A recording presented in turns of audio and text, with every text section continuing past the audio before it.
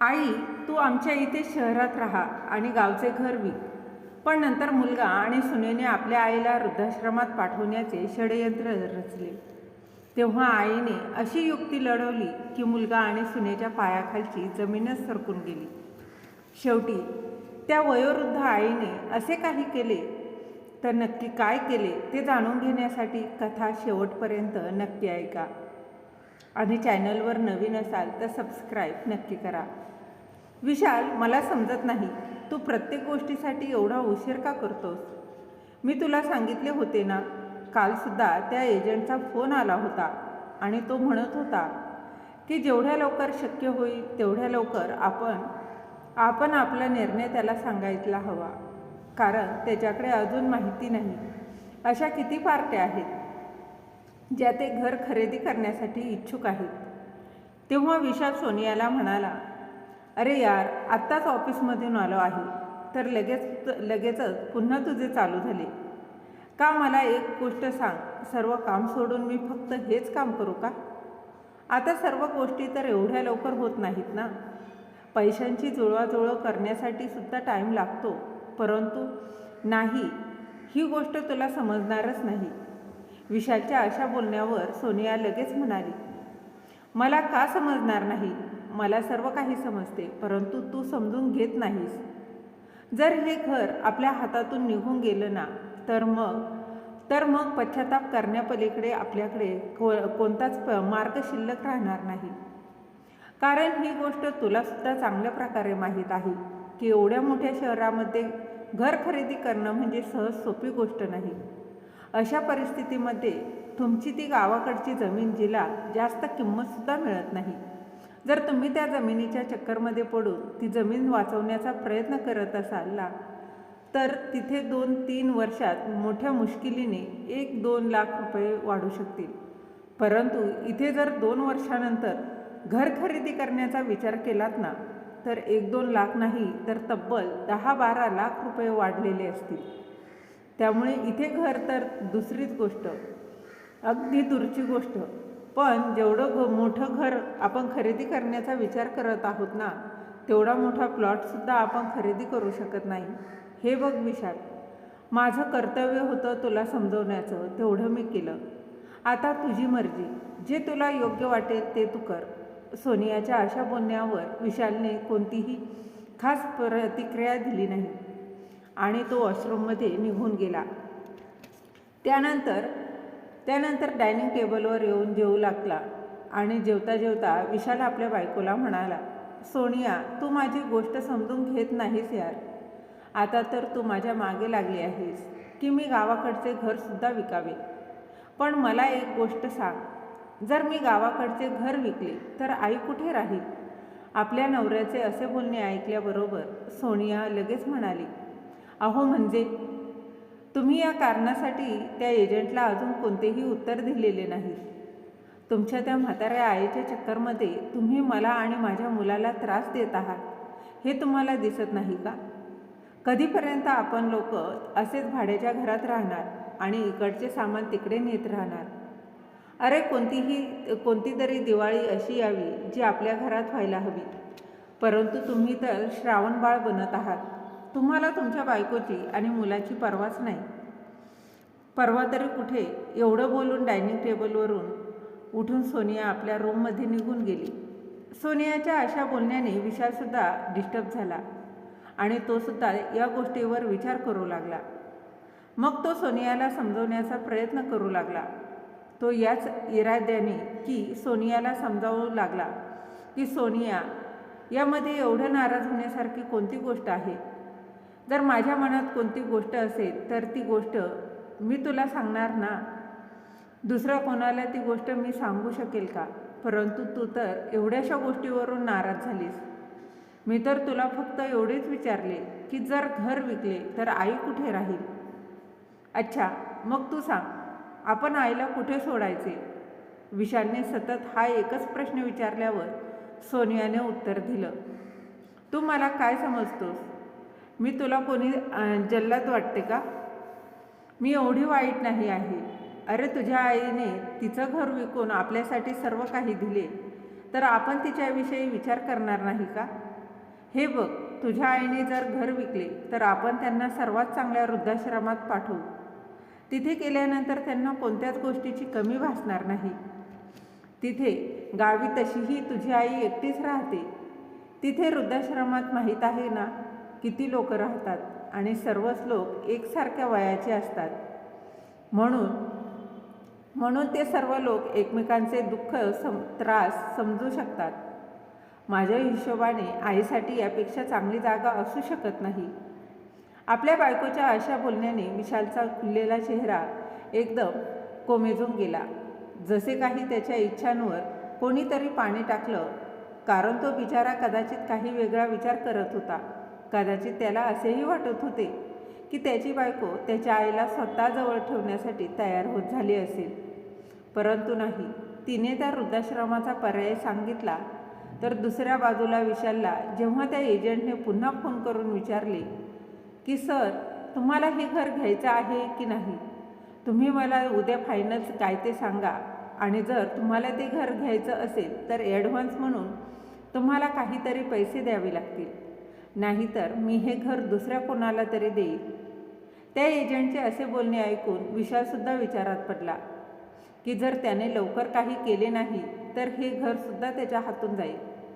तर त्याने आणि त्याच्या बायकोने मिळून प्लॅन बनवून ठेवला की त्यांना काय करायचं आहे. त्या दोघांनी काय विशालच्या बायकोनेच त्याला ही आयडिया दिली होती की हे बघ विशाल, गावातील घर आणि जमीन याला फारशी किंमत मिळत नाही आणि तसेही आपण गावी शेती करायला जात नाही किंवा त्या घरात राहायला जात नाही. एकट्या आईसाठी एवढं मोठं घर असंच रिकामं पडत आहे. त्यापेक्षा आपण तेच घर विकून शहरात आपले स्वतःचे घर घेतले तर, कारण तुला तर माहिती आहेच की आता इथले घराचे भाडे किती वाढले आहे. अशा परिस्थितीत आपण आपले घर घेण्याचा विचार केला नाही तर येणाऱ्या काळात आपल्याकडे पश्चाताप करण्यापलीकडे काहीच शिल्लक राहणार नाही. वाढणाऱ्या भाड्याबरोबरच घर खर्चसुद्धा वाढणार आहेत. कुटुंब मोठे असेल तर घरसुद्धा मोठे हवे. मी काय बोलत आहे हे तुझ्या लक्षात येत असेल. विशाल सोनियाच्या या बोलण्यावर होकारार्थी मान हलवत म्हणाला, हां, मला सर्व काही समजत आहे. चल, आईबरोबर बोलणे करून पाहतो. तेव्हा विशालने आपल्या आईबरोबर बोलणे केले होते. परंतु जेव्हा विशालने आपली आई दुर्गाताई यांच्याबरोबर याविषयी बोलणं केलं होतं तेव्हा दुर्गाताई हाच विचार करत होत्या की त्यांचा मुलगा शहरामध्ये त्यांना त्यांच्याजवळ ठेवेल. कारण जेव्हा विशालने आपल्या आईला सांगितले होते की आई, मी हे घर विकून शहरात घर खरेदी करण्याचा विचार करत आहे, तिकडे गावाकडे जमिनीची किती कमी किंमत आहे, तेवढे इकडे घराचे भाडे द्यावे लागते. आपल्या मुलाचे बोलणे ऐकल्याबरोबर दुर्गाताई म्हणाल्या, बाळा, तुला असे करणे योग्य वाटत असेल तर तुझ्या मनाला वाटेल ते कर, पण हे घर विकल्यानंतर मी कुठे जाऊ. आपल्या आईचे असे बोलणे ऐकल्याबरोबर त्यावेळी विशालने लगेच उत्तर दिले होते की कुठे जाणार म्हणजे माझ्याजवळ राहणार. तू तर या सर्व गोष्टी मला ऐकवून मला परके समजत आहेस. आई, तुझा माझ्यावर एवढा विश्वास नाही का? म्हणजे मी असताना सुद्धा तुला एवढा विचार करावा लागेल आहे की नाही आहे की तू कुठे राहणार या गोष्टीवर दुर्गाताईंनी कोणतीही खास उत्तर दिले नाही. आणि त्यामागे सुद्धा एक कारण होते. दुसरे कारण नव्हते, कारण त्यांची सून होती जिला आपली सासू आपल्या आजूबाजूला असणं अजिबात आवडत नव्हते, जिला आपल्या सासूबरोबर बोलणं करणं सुद्धा आवडत नव्हते. अशी सून आपल्या सासूला आपल्याजवळ कशी राहू देईल या सर्व गोष्टींचा विचार करून दुर्गाताई एकदम शांत झाल्या होत्या. आणि त्या दिवसानंतर विशालने सुद्धा आपल्या आईबरोबर काहीही बोलणे केले नाही. तेव्हा विशाल परत शहरात आला होता. आता विशाल परत आला होता, परंतु आपल्या आईचे शांत राहणे त्याने पाहिले होतं, म्हणूनच त्याची पुढे काही बोलण्याची हिंमत झाली नव्हती. परंतु घरी बायकोनेही पुन्हा दबाव टाकल्यावर विशाल पुन्हा एकदा सुट्टी घेऊन गावी पोचला. आणि यावेळी त्याने आपल्या आईला असे दाखवून दिले की जणू काही तो फक्त आपल्या आईला भेटण्यासाठी आला आहे. आपल्या आईबरोबर खूप साऱ्या गोष्टी बोलल्यानंतर विशाल म्हणाला, आई, मी विचार करत आहे की की ह्या दिवाळीला तू माझ्याबरोबर आमच्या घरी चल, कारण इथे तू एकटी कशी राहणार. माझ्या बोलण्याचा अर्थ असा आहे की दिवाळीला जर तू माझ्या मुलाबरोबर राहिलीस तर तुला जास्त आनंद होईल, बरोबर ना. आई म्हणून मी तुला घेऊन जाण्यासाठी आलेलो आहे. आता तू तुझं सामान पॅक कर आणि माझ्याबरोबर चल. दिवाळी जवळ आली की मला सुट्टी मिळत नाही, म्हणून 15 दिवस अगोदरच आलो आहे. त्यामुळे आता तू माझ्याबरोबर चल. विशाल आपल्या आईला आपल्याबरोबर घेऊन जाण्याच्या पूर्ण तयारीत आला होता. परंतु दुर्गाताई आज गोंधळलेल्या स्थितीत होत्या. त्या विचार करत होत्या की याने याच्या बायकोला सोनियाला कसे समजावले असेल. काय खरंच मी याच्याबरोबर शहरात जाऊन राहिले तर याच्या बायकोला सोनियाला काहीच अडचण असणार नाही का. मग दुर्गाताईंनी विचार केला, जे होईल ते होईल, एकदा जाऊन तरी पाहू घेऊ. हाच विचार करून दुर्गाताईंनी आपल्या मुलाबरोबर शहरात त्याच्या घरी गेल्यानंतर दुर्गाताई आपल्या मुलाचा हात पकडून घराच्या आतमध्ये जाऊ लागल्या. परंतु दरवाजासमोर जेव्हा सोनियाला पाहिलं तेव्हा त्यांचे पाय जागीच थांबले. परंतु तेवढ्यातच हसत सोनियाने आपल्या सासूचा हात पकडला आणि स्वतःच दुर्गाताईंना घरात घेऊन गेली. सोनियाचे असे वागणे पाहून त्या खूपच आश्चर्यचकित झाल्या, कारण सोनियाकडून अशा वागण्याची त्यांना अपेक्षाच नव्हती. त्या तर विचार करत होत्या की सोनिया नक्कीच कोणता ना कोणता तमाशा करेल. पण इथे आल्यानंतर तर त्यांना आपल्या सुनेचे दुसरे रूप पाहायला मिळाले. जी सून गावात त्यांच्याबरोबर भांडण करून शहरात आली होती, ती अचानक आपल्या सासूबरोबर एवढे चांगले वागू लागली. दुर्गाताईंना चांगले तर वाटले, परंतु मनातल्या मनात त्या विचार करू लागल्या, अचानक एवढा बदल कसा झाला. मग त्या सोनियाबरोबर घरात गेल्या, परंतु सोनियाचे एवढेच वागणे चांगले नव्हते, तर ती आपली सासू आल्यामुळे खूपच खुश दिसत होती आणि तिने आपल्या सासूचे खूप चांगल्या प्रकारे स्वागत देखील केले. आपल्या सासूसाठी तिने खूप चांगल्या प्रकारचा नाश्ता बनवला आणि त्यांच्या आवडीचे खाद्यपदार्थ बनवून त्यांना खायला घातले. सर्व गोष्टी पाहून दुर्गाताई खरंच चकित होऊन गेल्या होत्या. आपल्या सासूला अशी चकित होताना पाहून सोनिया आपल्या सासूला म्हणाली, काय झालं आई, तुम्ही मला अशा का पाहत आहात. काय झालंय, मी काही गडबड केली का. मी तुमच्या आवडीचा गाजर हलवा बनवला आहे, त्याच्यात काही घालायची विसरून गेली नाही ना. शेवटी सोनियाने त्यातील 1 चमचा गाजर हलवा स्वतः खाल्ला आणि मग म्हणाली, सर्व तर ठीक आहे, मग तरीसुद्धा काय झालं आई. तेव्हा आपल्या सुनेचे असे वागणे पाहून दुर्गाताईंच्या डोळ्यातून आनंद अश्रू येऊ लागले आणि त्या स्मित हास्य करत आपल्या सुनेला म्हणाल्या, काही नाही बाळा, असंच जास्त आनंद झाला त्यामुळे आनंद अश्रू बाहेर पडत आहेत. मी खूप खुश आहे बाळा, देव करो आणि सर्व काही असंच चालत राहू. आज एवढ्या वर्षानंतर दुर्गाताई संतुष्ट झाल्या होत्या. आपल्या सुनेचे असे वागणे दुर्गाताईंचे एक स्वप्नच होते, जे आज पूर्ण झाले होते. आणि रात्री जेव्हा त्यांचा मुलगा त्यांच्या रूममध्ये पोहोचला तेव्हा दुर्गाताई आपल्या नातवासोबत होत्या. विशालने आपल्या आईसमोर एक दुधाचा ग्लास ठेवला आणि म्हणाला, आई, तू पहिल्यापेक्षा खूपच कमजोर झाली आहेस ग. थोडं खाण्यापिण्यावर विशेष लक्ष दे. मी तुझ्यासाठी दूध घेऊन आलो आहे आणि हे दूध प्यायल्याशिवाय तू झोपू नकोस, ठीक आहे. ठीक आहे आई, तू तुझी काळजी घे. आपल्या मुलाचे असे वागणे बोलणे ऐकून पुन्हा एकदा दुर्गाताईंच्या डोळ्यात पाणी आलं. त्यांच्या डोळ्यात पाणी पाहून विशाल काहीसा परेशान झाला आणि म्हणाला, काय झालं आई, तुझ्या डोळ्यात पाणी का आले आहे. तुझी तब्येत तर ठीक आहे ना. तुला कोणी काही बोललं का. सोनिया तुला काही बोलली का. मी आत्ताच तिला सांगतो. असं म्हणत विशाल उठला तेव्हा त्याच्या आईने लगेचच त्याचा हात पकडला आणि म्हणाली, अरे नाही बाळा. ती काहीच नाही म्हणाली.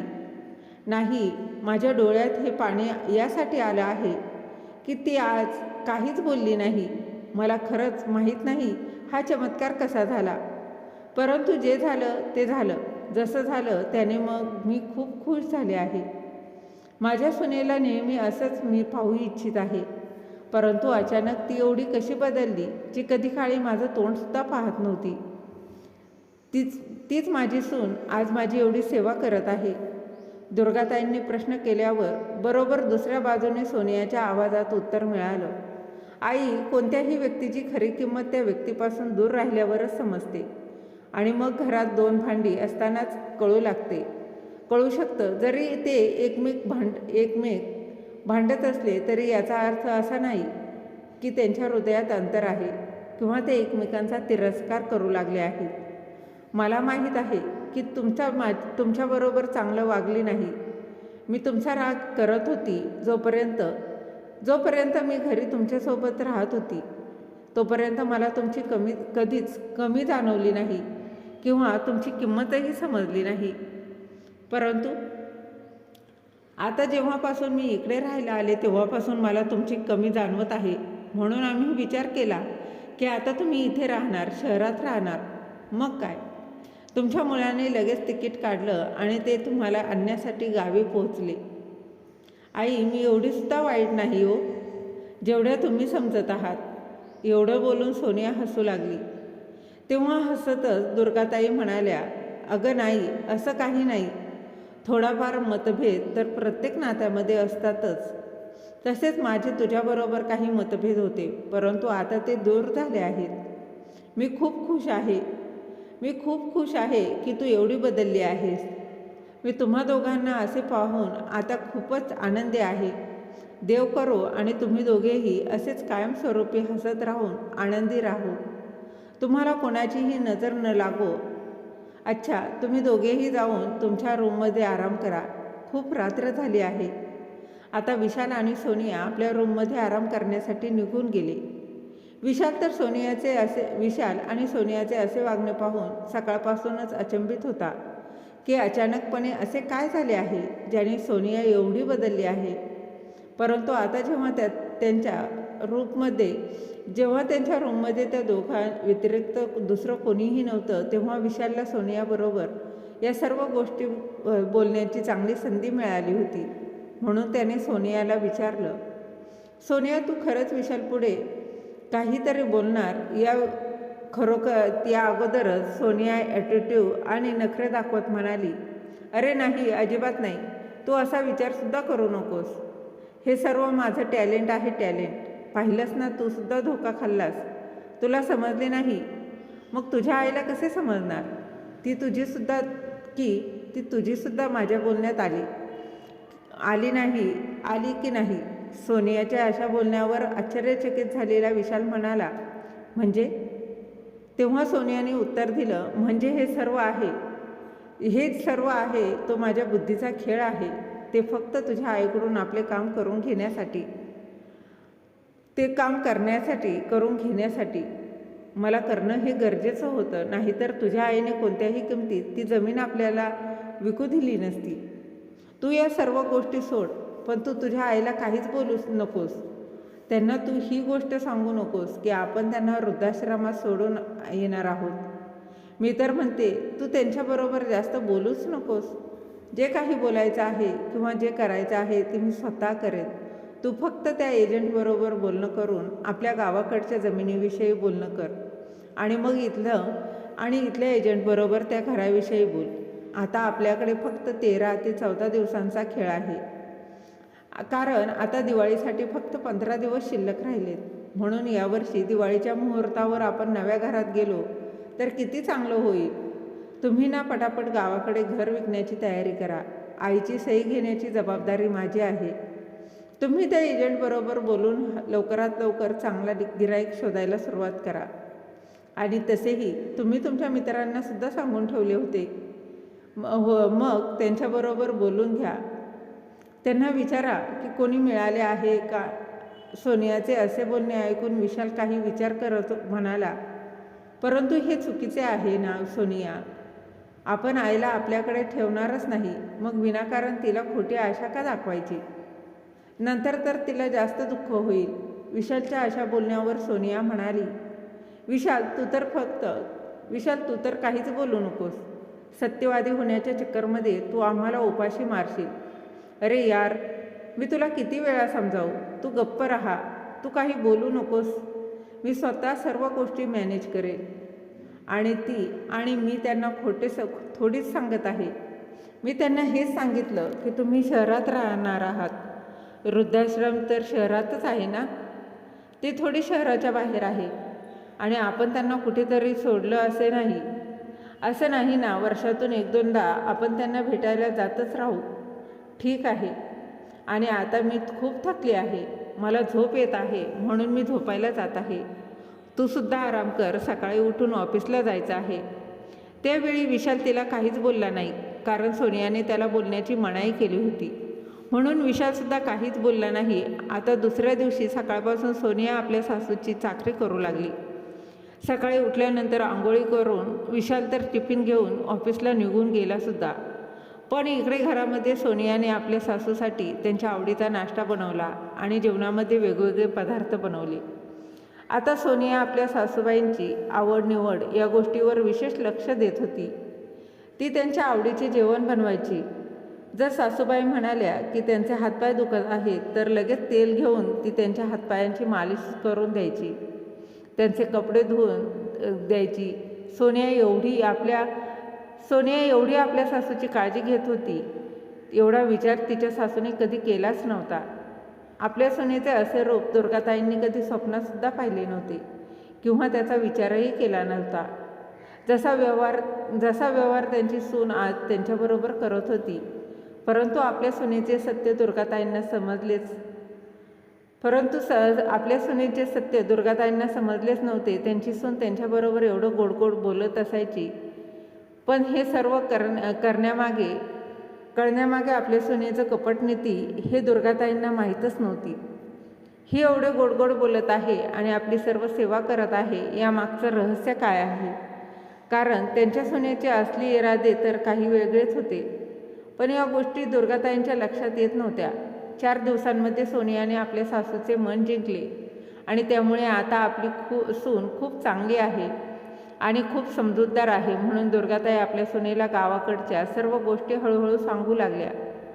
सोनिया या अगोदर आपल्या सासूबाईंबरोबर जास्त बोलणं पसंत करत नव्हती. ती सोनिया आज आपल्या सासूबाईबरोबर सतत गप्पा मारण्यासाठी आसुसलेली असायची. कोणती ना कोणती गोष्ट घेऊन ती मुद्दाम आपल्या सासूबाईबरोबर बोलत असायची. त्यामुळे त्या सासूसुनेचे नाते कसेही असले तरीही हळूहळू सोनियाने आपल्या सासूच्या मनामध्ये स्वतःची एक जागा बनवली होती. कारण ती बाजारात जाऊन आपल्या सासूसाठी कपडे घेऊन यायचे असेल. बघता 7 दिवस निघून गेले. इकडे विशालने आपल्या काही मित्रांना सांगितलं होतं, म्हणून त्या मित्रांनी तिथल्याच एजंटबरोबर बोलणे करून खरेदीची बोलणी चालू केली. पण अजून ते घर विकलं गेलं नव्हतं, तर नवीन घराच्या एजंटला बुकिंगसाठी अगोदर काही पैसे देणं अनिवार्य होतं. म्हणून सोनियाने आपल्या हातातील सोन्याच्या बांगड्या गहाण ठेवून त्यातून जे पैसे मिळाले ते विशालला दिले आणि म्हणाली, जेवढे पैसे तो मागत आहे तेवढे पैसे त्याला द्या, पण हे नवीन घर आपल्या हातातून जायला नको. त्यामुळे आता थोडे पैसे मिळाल्याबरोबर तो एजंटसुद्धा काही दिवस थांबण्यास तयार झाला. अशातच विशालच्या मित्राचा फोन आला आणि ते विशालला म्हणाला की अरे, तुझी गावाकडची जमीन खरेदी करण्यासाठी आम्ही एक ग्राहक शोधला आहे. इथे जेवढा भाव चालू आहे त्यापेक्षा 2 लाख रुपये तुला जास्तीचेच मिळतील. ही गोष्ट जेव्हा सोनियाला समजली तेव्हा ती लगेचच विशालला म्हणाली की तुम्ही जाऊन ताबडतोब बोलणी करून घ्या. आईची सही कशी घ्यायची ती मी बघेन. विशाल आता विचारात पडला होता. तो विचार करत होता की आईबरोबर खोटं बोलून तिची सही घेण्यापेक्षा आपण तिला खरे सांगूया. पण विशाल असे बोलताच सोनिया रागातच ओरडली आणि म्हणाली, अरे तू काय बोलत आहेस? आईंना खरे सांगायचे? त्यावर विशाल म्हणाला, हो, खरे तर सांगायचे, पण अर्ध सत्य सांगायचे. विशालचे असे बोलणे ऐकल्याबरोबर सोनिया म्हणाली, अर्ध सत्य म्हणजे? मला काही समजलं नाही. त्यावर विशाल म्हणाला की आपण आईला हे सांगूया की आपण गावाकडची जमीन विकत आहोत, परंतु तिला ही गोष्ट सांगायची नाही की शहरात आपण जे नवीन घर घेणार आहोत त्या घरामध्ये आपण तिला घेऊन जाणार नाही किंवा तिला ठेवणार नाही, तर तिला वृद्धाश्रमात ठेवणार आहोत. ही गोष्ट आईपासून लपवून ठेवायची.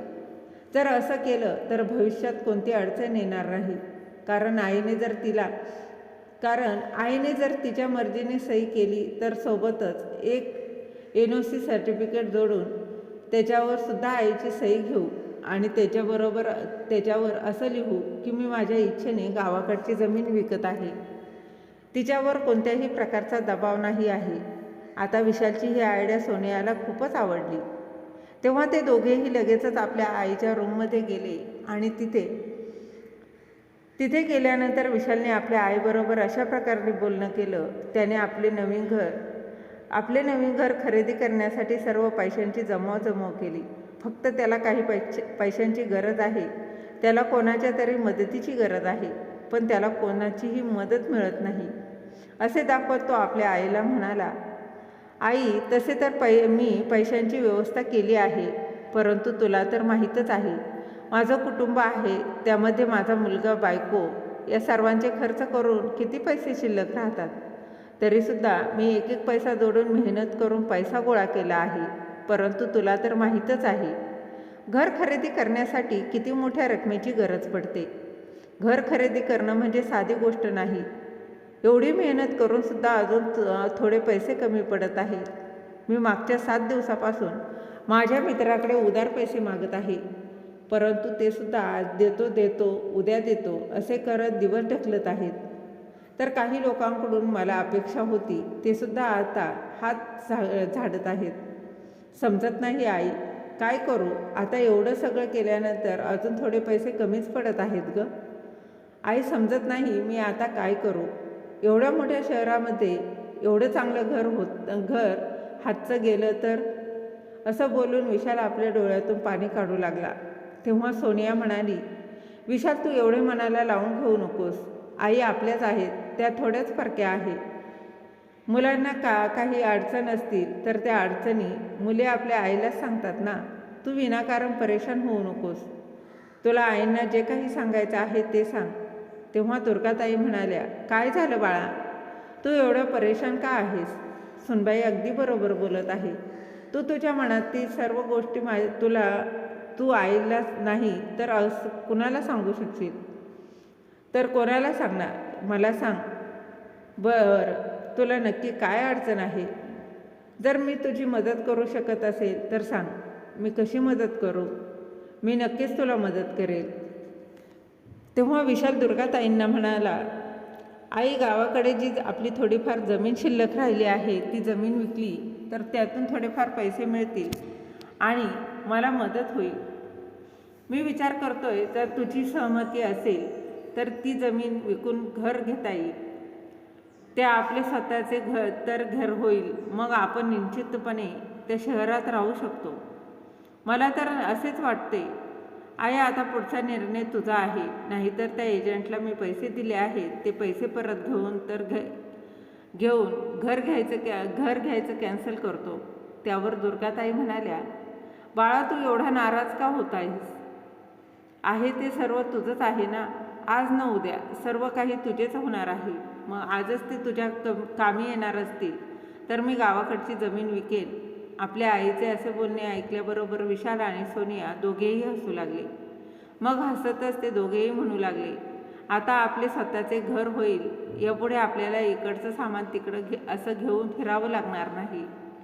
त्यानंतर दुर्गाताईंच्या खोलीतून ते दोघेही त्यांच्या खोलीत गेले. तेव्हा सोनिया म्हणाली, विशाल तू गावाकडच्या शेतीविषयी आईंना म्हणालास, परंतु गावाकडच्या घराचं काय? त्याचा तर तू विषयसुद्धा काढला नाहीस रे. असं वाटत आहे की तू पुन्हा वेड्यासारखं वागत आहेस. तेव्हा विशाल सोनियाच्या खांद्यावर हात ठेवत म्हणाला, एकाच वेळी सर्व गोष्टींचा विषय काढला तर आपल्या हाती काहीच लागणार नाही.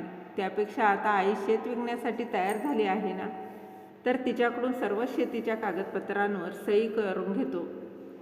सही घेऊन सर्व शेती विकून फक्त तू तुझे हे नाटक असेच चालू राहू दे.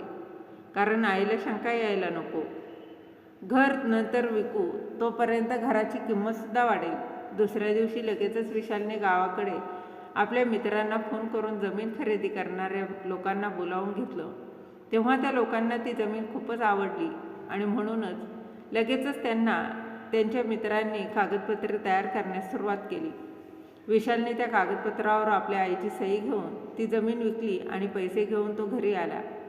जेव्हा तो घरी आला तेव्हा आणि ज्या किमतीत जमीन विकली एवढे पैसे त्याला मिळाले, त्याच्या आधीच पैसे त्याने आईला सांगितले.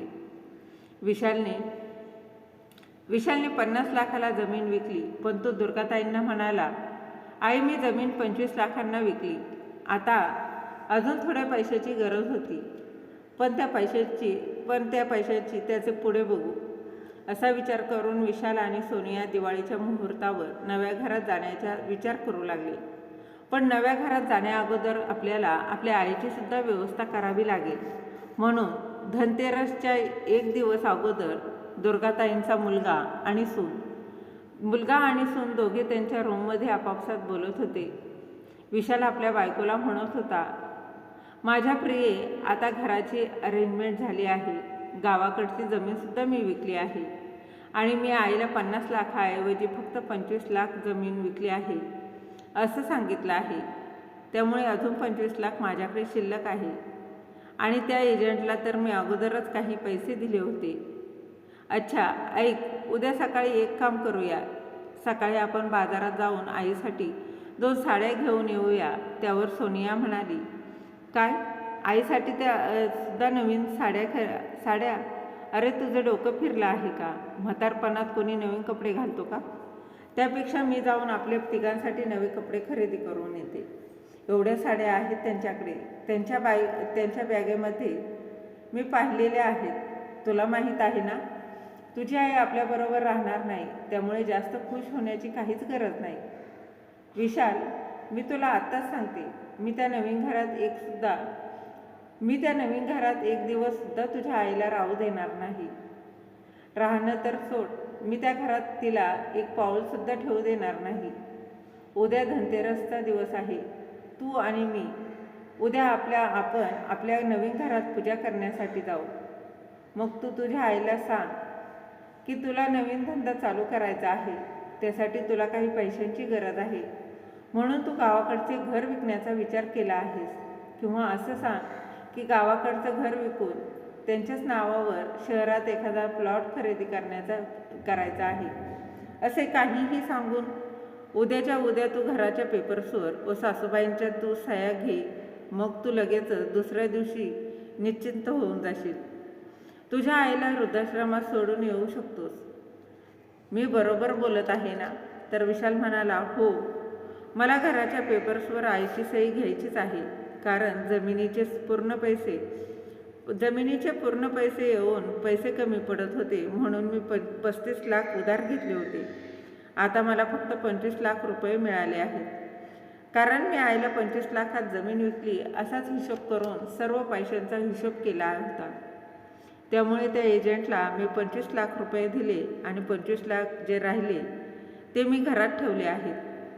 मला ते लवकरात लवकर उधार घेतलेले पैसे परत द्यावे लागतील, नाहीतर तो माझं जगणं मुश्किल करेल. म्हणून मला काही करून घराच्या पेपर्सवर सही घ्यावीच लागेल. पुढे काय होईल माहीत नाही, परंतु उद्या सही तर घेतो. मग परवा आईला वृद्धाश्रमात सोडून येतो. ठीक आहे ना? तू काही कर, पण उद्या सही करून परवा तुझ्या आईला वृद्धाश्रमात सोडून ये. तेव्हाच आपण आपल्या नवीन घरात जाऊ शकतो. आता पैशांच्या लालसेपोटी विशालच्या मनात आपल्या आईविषयी थोडी सहानुभूती होती. आईविषयी थोडं प्रेमसुद्धा होतं. ते सुद्धा संपुष्टात आलं होतं. तो आता पैशाच्या लालसेपोटी आंधळा झाला होता. त्याला आपल्या आईचा आनंद दिसत नव्हता. आता तो दुसऱ्या दिवसाच्या सकाळची वाट पाहत होता, कारण येणाऱ्या 2 दिवस त्याचे आयुष्य बदलणार होते.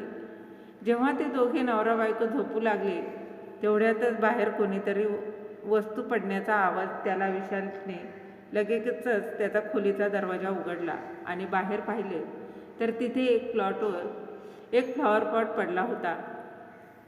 तो फ्लॉवर पॉट पाहून विशालच्या मनात शंका आली की आपले बोलणे कोणी ऐकले तर नाही ना. म्हणून लगेचच तो आपल्या आईच्या खोलीत गेला, तर त्याची आई त्याला झोपलेली दिसली. पण त्याचा मुलगा अजूनही खेळत होता. त्यामुळे विशाल पुन्हा आपल्या खोलीत आला आणि विचार करू लागला की आपला मुलगा खेळता खेळता बाहेर आला असेल. तेव्हा त्याने तो फ्लॉवर पॉट पाडला असेल. त्या रात्री ते दोघेही नवरा बायको आरामात झोपले. मग दुसऱ्या दिवशी सकाळी उठल्यानंतर नाश्ता झाल्यावर विशाल आणि त्याची बायको सोनिया दोघेही शॉपिंगसाठी बाजारात जाऊ लागले. तेव्हा विशाल म्हणाला, आपण आईसाठी सुद्धा काहीतरी घेऊन येऊया. आई, तू घरातच आराम कर, आम्ही बाजारात जाऊन सामान घेऊन येतो. तेव्हा दुर्गाताई स्मित हास्य करत म्हणाल्या, बाळा, ज्या दिवसापासून मी इथे आले आहे तेव्हापासून आरामच तर करत आहे, परंतु आता आराम करायचा नाही. माझ्या बोलण्याचा अर्थ असा आहे की पूर्ण दिवस आराम करत राहिली तर अशीच खाटेवर पडून राहील. तुम्ही दोघं जात आहात तर मुन्नाला सुद्धा सोबत घेऊन जात जा, तो सुद्धा थोडा फिरून येईल. तसे तर बिचारा नेहमी स्कूलमध्ये आणि अभ्यासात व्यस्त असतो. आज थोडा वेळ मिळाला तर थोडा वेळ फिरून येईल. तेव्हा विशाल आणि सोनिया आपल्या मुलाला सोबत घेऊन गेले. पण विशाल आणि सोनिया या दोघांनाही या गोष्टीची अजिबात कल्पना नव्हती की आईने आपले सर्व बोलणे ऐकले आहे. म्हणूनच दुर्गाताईंनी मुद्दामून आपल्या नातवाला त्यांच्याबरोबर पाठवलं होतं, कारण घरात कोणीही नसताना त्यांच्या गैरहजेरीत ते आपले काम करू शकतील, जे काम त्यांना करायचे होते. इकडे विशाल आणि सोनिया बाजारात सामान खरेदी झाल्यानंतर आपल्या मुलाला घेऊन नवीन घरी पोहोचले. तिथे त्या लोकांनी पूजा केली. मग ते संध्याकाळी घरी परत आले. आपण विशाल आणि सोनिया जेव्हा परत घरी आले तेव्हा त्यांनी जे काही पाहिलं त्याची त्यांनी कल्पनासुद्धा केली नव्हती. तेव्हा ते दोघे घरी पोहोचले तेव्हा घराच्या बाहेरचा दरवाजा उघडा होता. घराचा मुख्य दरवाजाचा दरवाजा उघडा असलेला पाहून दोघेही खूपच घाबरले. पण जेव्हा ते घरात गेले तेव्हा सर्व वस्तू आपापल्या जागी होत्या. मग ते लगेचच धावत आपल्या आईच्या खोलीत पोहोचले, पण तिथे तर कोणीच नव्हते. मग त्यांनी स्वतःच्या खोलीत जाऊन पाहिले तर त्यांच्या खोलीतील कपाट उघडे होते, ज्यामध्ये विशालचे 25 लाख रुपये ठेवले होते. पण तिथे तर विशालने ठेवलेलेच पैसेच नव्हते.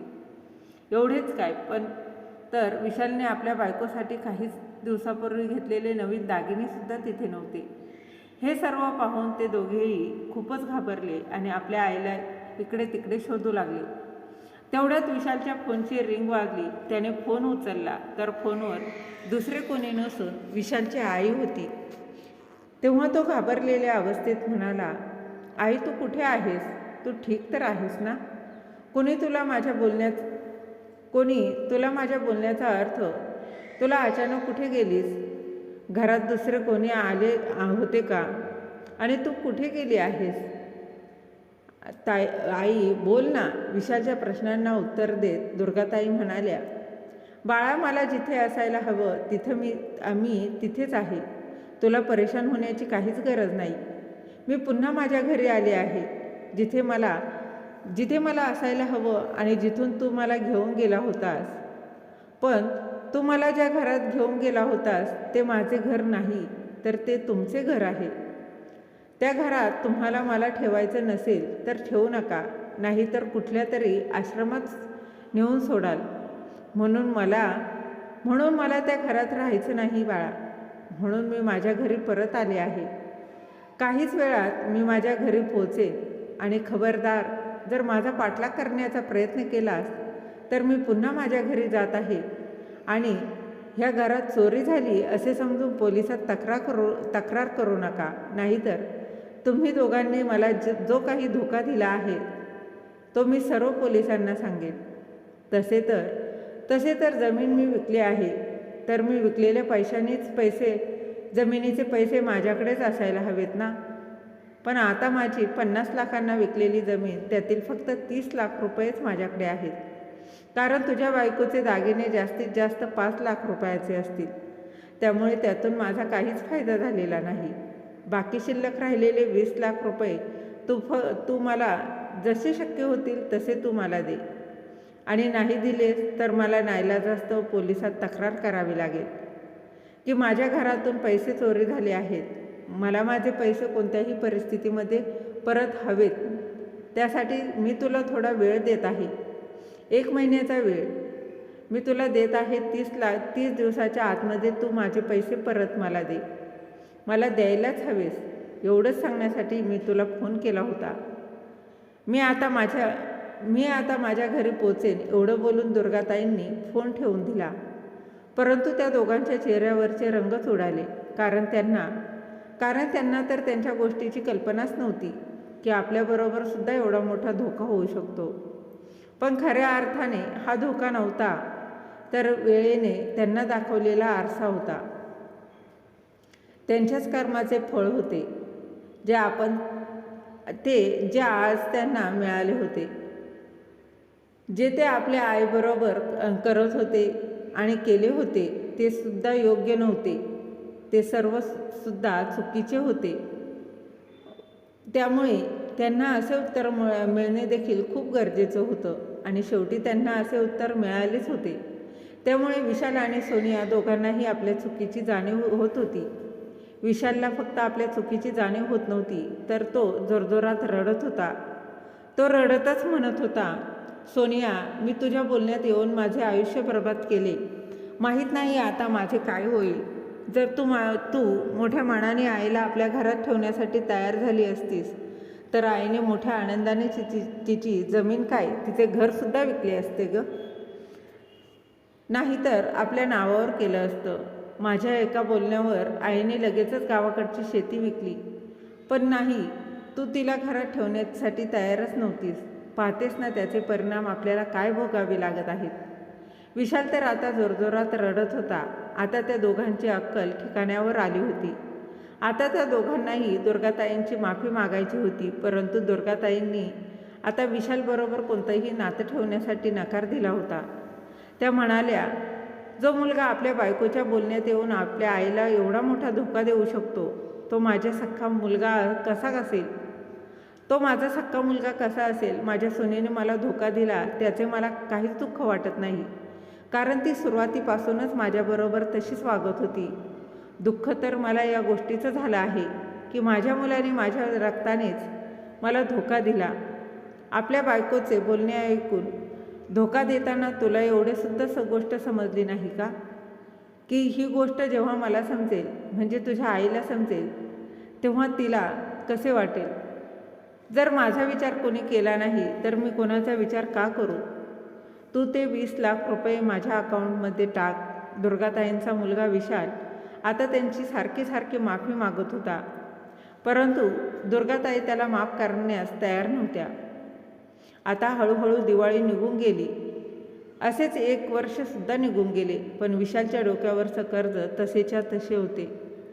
विशालने ज्या माणसाकडून उधार पैसे घेतले होते त्या माणसांची माणसे विशालच्या घरी येऊ लागली, त्याला धमकी देऊ लागली. पण आता विशालकडे काहीही पर्याय नव्हता.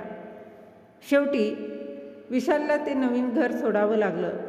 त्यावेळी त्याला त्याच्या आईची खूप आठवण येत होती, कारण त्या माणसाने ते घर आता स्वतःच्या नावावर करून घेतलं होतं. शेवटी विशालला राहायची वेळ आली म्हणून तो पुन्हा आपल्या बायकोला आणि मुलाला घेऊन गावी आपल्या आईच्या घरी आला आणि आपल्या आईची माफी मागत म्हणाला, मी शहरात जाऊन काहीच करू शकलो नाही. उलट जे काही होतं ते सर्व गमावून बसलो. मी माझ्या आईचं प्रेमसुद्धा गमावून बसलो. आता मी तुला हे सांगण्यासाठी इथं आलेलो नाही की मला माफ कर. मी तर इथे आता जे काही गुन्हे केले आहेत त्याचे प्रायश्चित्त करण्यासाठी आलो आहोत.